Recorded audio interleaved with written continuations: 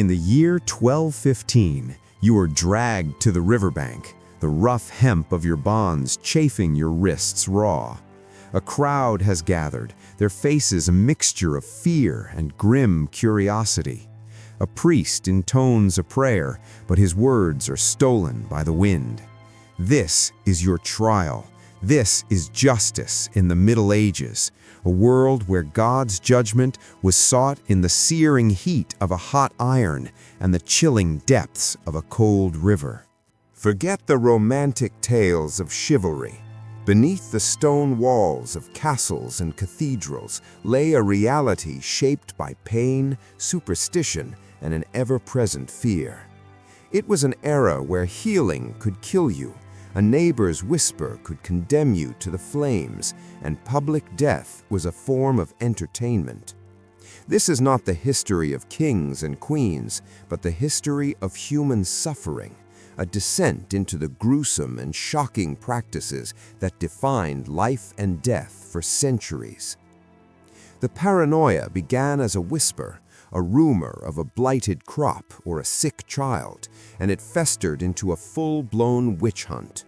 Fueled by a society desperate for a scapegoat in times of plague and famine, these hunts became one of history's most terrifying chapters. Women overwhelmingly were the targets. An herbalist, a midwife, a lonely widow. Any deviation from the norm could be twisted into an accusation. Once the finger was pointed, a vortex of paranoia opened, from which there was almost no escape. The publication of the Malleus Maleficarum, or the Hammer of Witches, in 1487 by Heinrich Kramer, provided a terrifyingly practical guide. It was a manual for persecution, lending the weight of theological authority to the brutal work of identifying, interrogating, and annihilating those deemed agents of the devil. The trials themselves were a farce. Confessions were the goal, extracted through instruments of unimaginable cruelty. Imagine the sound of sinews tearing under the strain of the strappado as a body is hoisted by the wrists and dropped repeatedly. Picture the rack, its gears groaning as it slowly pulls a human being apart. These were not tools of justice, but of compliance. Execution was a public spectacle, a final horrifying warning. The crackle and hiss of the flames at the stake, the smell of burning flesh mingling with the incense of the church, was meant to purify the community by extinguishing a life. In other regions, a simpler, colder logic prevailed, the drowning test. Thrown into a body of water, the accused faced a diabolical paradox. If they sank, they were innocent, but dead. If they floated, they were deemed a witch, rejected by the pure water, and promptly executed. Before a world of forensics and evidence, guilt and innocence were decided by divine intervention, a terrifying gamble known as the trial by ordeal. This system placed the accused in a life or death scenario, believing God himself would shield the innocent. The ordeal by fire was a popular method. The accused was forced to carry a piece of glowing, red-hot iron for a set distance, or walk barefoot across burning coals. The true trial came days later. The hand or feet were unwrapped, and if the seared flesh showed signs of clean healing, it was a miracle, a sign of innocence. If, as was far more likely, it was blistered, infected, and festering, guilt was confirmed and punishment was swift. Then there was the ordeal by water, where the accused was bound and cast into a river or pond. The logic was chilling. Water, as the element of baptism, was pure and would reject the guilty, causing them to float. The innocent, accepted by the water, would sink. It was a system where survival was often proof of guilt and death the only confirmation of innocence. Priests often presided over these horrifying rituals, lending them a veneer of sacred legitimacy. It wasn't until the Fourth Lateran Council in 1215 that Pope Innocent III forbade clerical involvement, a decree that began the slow decline of the practice. But for centuries, as the chronicler Ralph of Coggeshall noted, these ordeals were simply part of the fabric of justice, a spectacle that reinforced a brutal sense of divine and moral order, no matter how many innocent lives were broken or drowned in the process. Medieval medicine was a field of horrors where treatments were often deadlier than the diseases. The guiding principle was a flawed ancient theory from Galen of Pergamon, which proposed that the body's health depended on the balance of 4 humors: blood, phlegm, yellow bile, and black bile. Consequently, nearly every ailment, from a simple fever to profound madness, was thought to be caused by an excess of blood. The cure was bloodletting.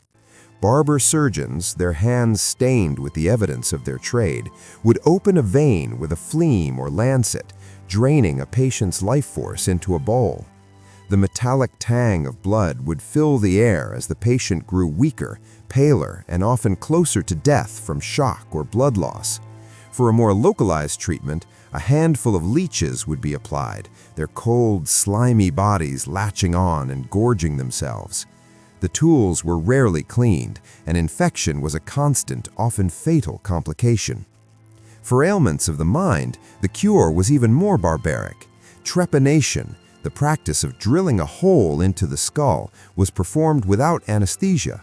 The patient, held down and screaming, would endure the grating sound of the drill against bone, a procedure intended to release the evil spirits believed to be causing their affliction. Survival was rare. Foul-smelling poultices made from animal dung were smeared onto wounds, introducing catastrophic infections.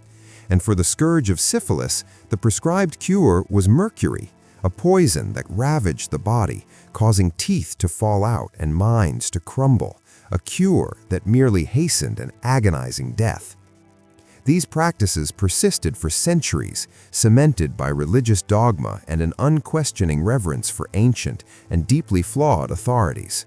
To challenge the Church was to challenge God Himself, and for this, a special kind of terror was devised: the medieval Inquisitions. These ecclesiastical tribunals were established to root out and punish heresy, creating a pervasive climate of fear that could turn neighbors into informants and faith into a weapon. An accusation, born of a personal grudge or genuine suspicion, was all it took. The accused was then plunged into a shadowy legal process designed not to find truth, but to extract a confession. Torture was a sanctioned, methodical tool. The inquisitor, often a man of unnerving calm, believed he was saving a soul from eternal damnation, a belief that justified any amount of physical suffering. In the echoing quiet of the interrogation chamber, the instruments waited. The rack, designed to dislocate every joint in the body. The strappado, for hoisting and dropping victims until their shoulders were ripped from their sockets. Iron collars, thumbscrews, and heated brands were all part of an arsenal designed to shatter the body and, more importantly, the will. The trials were a formality. Inquisitors acted as judge, jury, and prosecutor. Defending the accused was a risk few would take, as it could lead to their own arrest. A confession, even one screamed under duress, was all that was needed for a conviction. The ultimate punishment for the unrepentant heretic was to be burned at the stake, a public spectacle of purification and a grim warning to all who watched. Public executions were the dark theater of the Middle Ages. Held in the town square, these events were not hidden away, but were mandatory community gatherings, a brutal lesson in the power of the state and the cost of transgression. The roar of the crowd, the smell of sweat and ale, the festive atmosphere, it all surrounded a stage of deliberate, calculated violence. Hanging was a common fate for thieves and rebels, a slow, grim dance at the end of a rope. Beheading, often seen as a swifter and more honorable death, was typically reserved for the nobility. But for crimes deemed especially heinous, like treason against the crown, the punishment was designed to be a drawn-out symphony of agony, a multi-stage execution so gruesome it was meant to be unforgettable. Burning at the stake, as chroniclers like Jean Froissart described in chilling detail, was a method reserved for heretics and witches, a punishment that was as much about spiritual cleansing as it was about physical destruction. The slow process, the desperate screams, the eventual silence, it was all part of the message. These weren't just punishments, they were rituals of power, using the spectacle of one person's suffering to ensure the obedience of thousands. The line between justice and cruelty was not blurred, it was erased entirely. The entire medieval world rested on the bent backs of the serfs. They were the engine of society, yet their lives were a cycle of relentless, grinding hardship.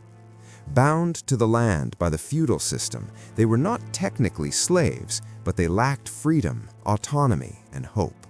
From the moment the sun rose until it set, their lives were consumed by labor. Their hands, calloused and cracked, tilled the Lord's fields, repaired his roads, and harvested his crops. In return for a small plot of land to work for themselves, they surrendered a crippling portion of their produce as rent and taxes, often leaving them with barely enough to stave off starvation. They lived in crude, one-room huts with dirt floors, sharing the cramped, smoky space with their animals. Their diet was a monotonous rotation of coarse bread, watery porridge, and whatever vegetables they could grow. Meat was a distant dream. Malnutrition was rampant, and disease followed close behind, turning minor illnesses into death sentences. Every aspect of their life was controlled by their lord. They could not marry, move, or even have their grain milled without his permission. Children were born into the same status, inheriting their parents' bondage to the land. The rare attempts to break this cycle, like the English Peasants' Revolt of 1381, were met with overwhelming and merciless violence, a brutal reminder of their place. As chronicled by men like Jean Froissart, their existence was one of silent suffering, the toil that fueled the grand feasts and glittering tournaments of a world that barely acknowledged their humanity. The Middle Ages were a crucible, a time when faith and fear were locked in a death grip, where justice was a spectacle of pain and survival was a daily victory. These practices, the witch hunts, the trials by ordeal, the horrific medicine, and the brutal executions, were not random acts of cruelty. They were the mechanisms of a world struggling to impose order on chaos, using ignorance and power as its primary tools. In their stories, we see the darkest reflections of what we can become, but also the enduring resilience of the human spirit. Which of these practices do you find the most haunting? Let us know in the comments below. For more journeys into the shadows of the past, subscribe to the channel. The echoes of history are all around us, waiting to be heard. Please like and subscribe my YouTube channel History Quest Archives for more video.